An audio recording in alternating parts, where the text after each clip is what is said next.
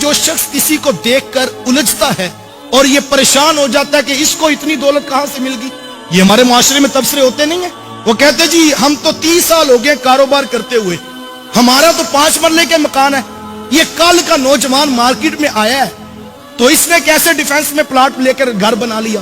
اور میاں پلاٹ جو ہے وہ نوکریوں سے تو نہیں ملتے، پلاٹ جو ہے وہ کاروبار سے تو نہیں ملتے. پلاٹ تو بندہ 120 دن کا ماں کے پیٹ میں ہوتا ہے، ایک فرشتہ آتا ہے اس کے حصے کے سارے پلاٹ لکھ کے چلا جاتا ہے. تو جس رب نے لکھے ہیں اس نے تو عطا کرنے ہیں. تو کسی کا سفر 50 سال میں، کسی کا 60 سال میں، کسی کا 30 سال میں. ہم الجھ جاتے ہیں. کاش کہ ہم اس پر غور کریں کہ یہ کتنا بڑا مرض ہے. اور بڑی خوبصورت بات کسی دانشور نے کی. وہ دانشور کہتے ہیں جو اصل میں حاسد شخص ہے، جس سے حسد کر رہا ہے اس سے نہیں الجھتا، اصل میں اپنے رب کی تقسیم کے اوپر اعتراض کرتا ہے کہ اس کو یہ دیا کیوں گیا. یار دینے والا تو رب ہے. اور آج ہم دیکھیں کہ ہمارے اندر یہ حوصلہ ہے کہ اپنے سے نیچے والے میں اگر صلاحیتیں ہوں تو ہم اس کو اپریشیٹ کر کے اوپر لے آئیں. نہیں، ہم تو حسد کی آگ میں جلتے ہیں اور ہم کوشش کرتے ہیں کہ یہ نیچے والا دب کے رہے اور یہ کبھی اوپر نہ آئے. اسی وجہ سے ہمارے معاشرے کے اندر ادارے تباہ ہو گئے، ہمارے سکولز انسٹیٹیوٹس جو ہیں وہ تباہ ہو جاتے ہیں کہ جو صلاحیتوں والا وہ نیچے دب جاتا ہے اور لوگ حسد کی وجہ سے اسے اوپر نہیں آنے دیتے.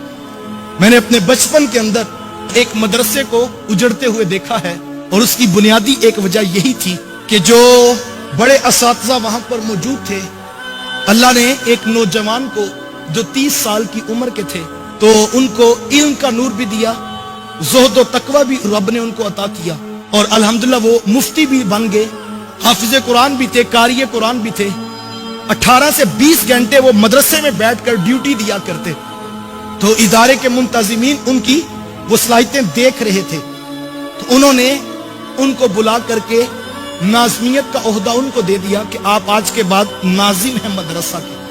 تو یہ تو خوشی کی بات تھی اور طلباء میں خوشی کی لہر دوڑ گئی کہ ایک باصلاحیت شخص جو ہے وہ اس کو ناظم بنا دیا گیا اور یقیناً اب تعلیم بھی اچھی ہوگی، تربیت بھی اچھی ہوگی، ماحول بھی مدرسے کا ٹھیک ہوگا. لیکن بڑے اساتذہ کو یہ بات ہضم نہ ہوتی تھی. وہ کہتے تھے یہ کیسے ہو سکتا ہے کہ ہم 50 سال کے پڑھے ہوئے اور یہ کل ہم سے پڑھ کے ہمارے اوپر ناظم بنا دیا گیا. کاش کہ وہ یہ سوچتے کہ میاں جس سفر میں تمہیں 50 سال لگے ہیں، جس رب نے 50 سال میں تمہیں عطا کیا ہے، وہ کریم کسی کو 30 سال میں نہیں عطا کر سکتا. تو یہ تو دیکھنا چاہیے تھا کہ مشن کو کس سے فائدہ ہے اور ادارے کو کس سے فائدہ ہے. کاش کہ ہم نیچے والوں کو اوپر لانے کا مزاج رکھتے. دیکھیے ہر شخص کے مقدر کو اللہ نے لکھ دیا. تو کسی کا سفر 50 سال میں، کسی کا 60 سال میں، کسی کا 30 سال میں. ہم الجھ جاتے ہیں. کاش کہ ہم اس پر غور کریں کہ یہ کتنا بڑا مرض ہے. یار دینے والا تو رب ہے. وہ خود فرماتا ہے قل اللہم مالک الملک تؤتی الملک من تشاء وتنزع الملک ممن تشاء وتعز من تشاء وتذل من تشاء. وہ کہتا ہے وہ اللہ ہے، وہ جس کو چاہتا ہے سلطنت عطا کرتا ہے اور جس کو چاہتا ہے عزتیں عطا کرتا ہے، جس سے چاہتا ہے عزتیں چھین لیتا ہے. صاحب اگر من تشاء کا مفہوم سمجھ آ جائے تو پھر انسان اپنے بھائی سے الجھ نہیں سکتا. صاحب لوگوں کے ساتھ مقابلہ نہیں ہے. اپنی زندگی کو اوروں کی طرف دیکھ کر بے چین نہ کیجئے. اپنے اندر جو اللہ نے نعمتیں دی ہیں، جو صلاحیتیں میسر ہیں، ان کے اوپر غور کریں اور یہ حسد کی بیماری سے نکلنے کی کوشش کریں. کہیں ایسا نہ ہو کہ حسد آپ کی نیکیوں کو چاٹ جائے، نیکیوں کو کھا جائے اور پھر پتہ لگے کل قیامت کے دن کہ جو نیکیاں کی تھی وہ بھی نامہ اعمال میں نہیں نکلی ہیں. اس ویڈیو کو شیئر ضرور کیجئے، ہو سکتا ہے آپ کے ایک شیئر سے یہ بات کسی کے دل میں اتر جائے. جزاک اللہ.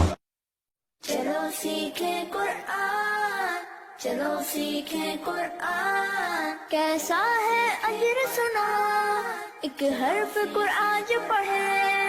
کیسا ہے اجر سنا ایک حرف قرآن جو پڑھے. ایک نیکی ایسی ملے اس کے جو برابر ہے. قرآن پاک کا پڑھنا، دیکھنا، سننا سب باعث ثواب.